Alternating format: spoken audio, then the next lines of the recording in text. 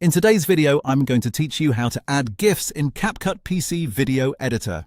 If you want to make your videos feel more expressive, fun, and engaging, adding a GIF is one of the easiest ways to do it. Whether you're using a reaction GIF, a funny animated sticker, or a visual accent to emphasize a moment, CapCut on PC makes the process very simple. First, let's locate the GIF you want to use. If you already downloaded a GIF file to your computer, go to the Media section in the top left corner of CapCut, then click Import and select your GIF file.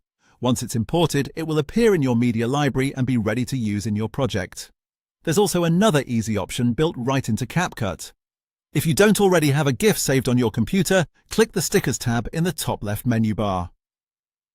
CapCut includes a built-in search powered by Giphy, which gives you access to a huge library of animated GIFs and reaction graphics.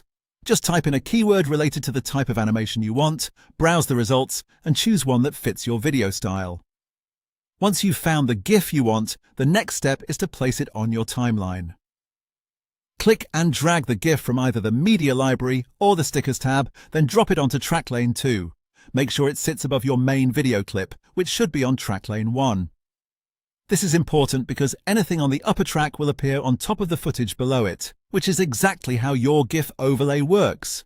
Now it's time to position the animation so it looks right in your video. Click on the GIF layer in track lane 2 so it becomes highlighted.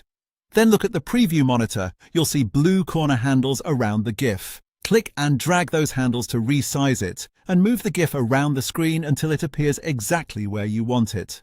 This gives you quick visual control and helps you place the animation naturally within your scene. If you want more precise adjustments, you can also use the scale and position controls in the video panel on the top right side.